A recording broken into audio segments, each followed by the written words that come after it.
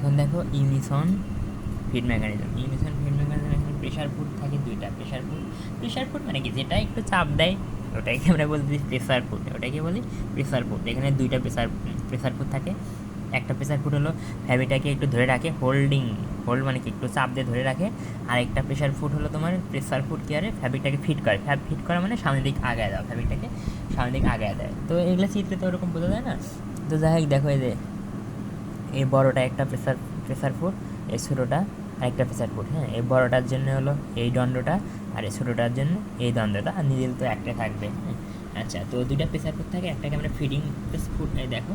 তো এর ভিতরে মানে এই ভিতরেরটা এটা হলো আমার ফিডিং ফুড, আর এই বড়োটা এটাকে বল হোল্ডিং ফুড। তার মানে ওর ফ্যাব্রিকটাকে ধরে রাখে। আরেকটা প্রেশার ফুড কী করে, ফ্যাব্রিকটাকে সামনের দিক আগায় দেয় এভাবে। তো এখানে এভাবে আগাইছি, এভাবে আগায় দেখায়ও এই তো।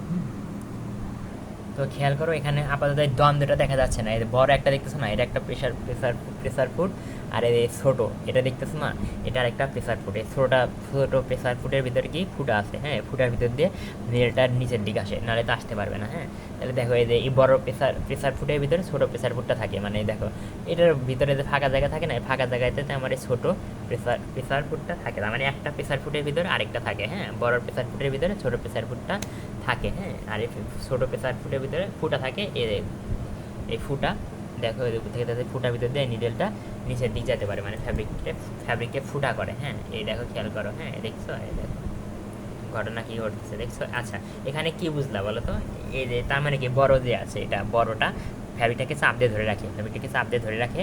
আর মনে রাখবে এই যে তোমার এই মাঝেরটা অর্থাৎ ছোটো মানে মানে হোল ফিডিং, এই যে ভিতরেরটাকে আমরা বলতে ফিডিং ফুড, মানে ভিতরের প্রেসার ফুডটাকে আমি বলতেছিল ফিডিং ফুড। তাহলে ফিডিং ফুড মানে ভিতরেরটা, আর এই নিডেলটা, তাহলে নিডেলটাও বাম থেকে ডানে যায়, আর এই ভিতরের ফিডিং ফুডটাও কিন্তু বাম থেকে ডানে যায়। হ্যাঁ, আর এই জাস্ট উপরে এই বাম থেকে ডানে যায় না, জাস্ট ফ্যাব্রিকটাকে নিচে চাপতে ধরে রাখে। হ্যাঁ, অর্থাৎ মনে রাখবা এই নিডেলটা এবং এই ভিতরে যে প্রেসার ফুড, অর্থাৎ ভিতরে যে ফিডিং ফুডটা আছে, ভিতরের প্রেসার ফুডটাকে আমি বলতেছি হলো মানে ভিতরে যেটা থাকে, ভিতরে প্রেসার ফুডটাকে আমি বলতেছি ফিডিং ফুড। লিখে দিতেছি তাই না, এর ভিতরে যেটা থাকে এটাকে আমি ফিডিং ফুড। তাহলে ফিডিং ফুড আর নিডেলটা কী করে, একই দিকে মনে করো যে ফ্যাব্রিককে, তাহলে এখানে কে মুভ করাইতেছে বলো তো? ফ্যাব্রিকটাকে কিন্তু এখানে মানে সামনের দিকে কে আগায় দিচ্ছে, নিডেল এবং কি বলো তো, নিডেল এবং হলো তোমার নিডেল এবং এই যে কী বলে এই ফিডিং ফুডটা ভিতরেরটা। আর এটা জাস্ট বড়োটা মানে অর্থাৎ তোমার হোল্ডিং ফুডটা জাস্ট ফ্যাব্রিককে চাপ দিয়ে ধরে রাখে। এখন চাপ দিয়ে ধরে রাখলে তো আর এই ফ্যাব্রিক সামনের দিকে আগাবে না, তাই না? প্রথমে কি স্বাভাবিকভাবে চাপ দিয়ে ধরে রাখার পরে কী হয়, ছেড়ে দেয়, মানে ছেড়ে উপরে ওঠে। ঠিক ওই সময় আবার তোমার কী হয়, এই যে ফিডিং ফুড আর নিডেল এরা দুজন মিলে একদম সামনের দিকে আগায় দেয় ফ্যাব্রিকটাকে। হ্যাঁ, এটাই খেয়াল করো, লিখতে হবে। এই যে দেখছো, দেখছো এই যে তোমার নিডেল এবং ফুটার মানে ফিডিং ফুডের ভিতরে, ফুটার ভিতরে তোমার নিডেলটা ঢোকার পরে এদের তোমার এদের ফিডিং ফুড এবং নিডেল দুজনই পিছনের দিক গেল। হ্যাঁ, পিছনের দিক গেল। হ্যাঁ, আর এটা হলো ফ্যাব্রিককে চাপতে ধরে রাখবে। হ্যাঁ, একটু বড় হয়তো ভিডিও দেখতে পারবা, এর একটু খেয়াল করো। এর ফ্যাব্রিকটাকে, তাহলে ফ্যাব্রিকটাকে কে সামনে আগায় দিচ্ছে, কে বলো তো? এদের ফিডিং ফুড আর হলো নিডেল। এই দেখো এদের দেখছো, এখানে ভালো করে দেখো,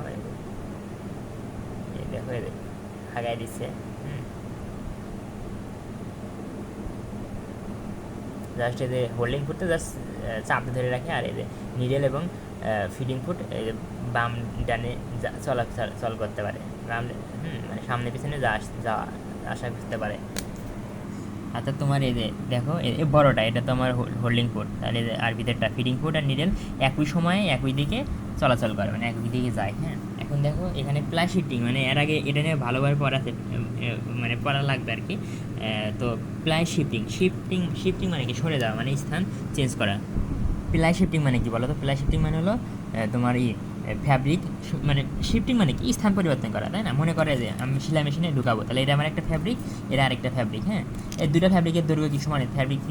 দুইটা ফ্যাব্রিকের দৈর্ঘ্য তোমার সমানই থাকে, তাই না? এই মনে করো এই ফ্যাব্রিকের দুইটা দৈর্ঘ্য সমান, একটা ফ্যাব্রিক আর একটা ফ্যাব্রিক উপর এভাবে রাখলাম, দেখে আমি সেলাই করবো, এরকম সেলাই করবো।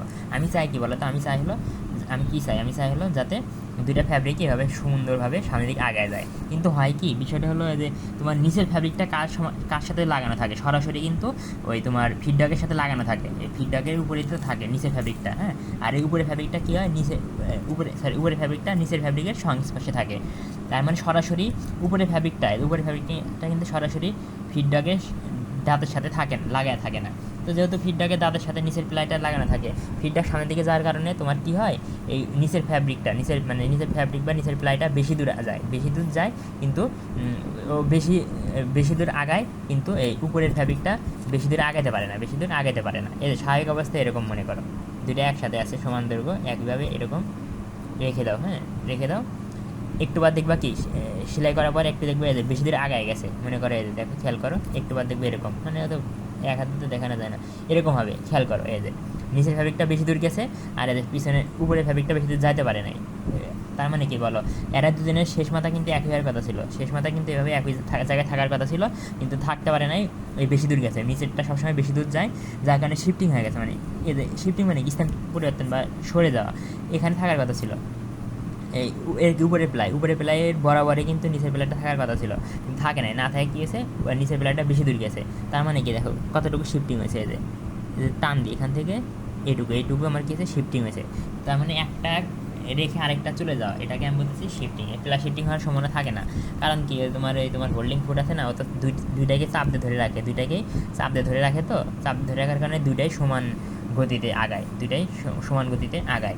আর তোমার যখন ওই হোল্ডিং চাপ যদি না থাকতো, মনে করো হোল্ডিং ফুটটা নাই, তখন কী হবে, তখন কিন্তু কেউ চাপ দিলে কী হয় বলো তো, চাপ দিলে কিন্তু এই উপরের ফ্যাব্রিকটা নিচের ফ্যাব্রিকের সাথে ভালোভাবে লাগে থাকে, আর যত ভালোভাবে লেগে থাকবে, ফলে কি দুইটাই সমান পরিমাণ ডিস্টেন্স অতিক্রম করবে, হ্যাঁ। তো যাই হোক, এটুকু মনে রাখো, একটা বেশি যাওয়া একটা কম যাওয়া, এটাকে আমি বলি প্লাস শিফটিং। এখানে প্লাস শিফটিংটা হয় না।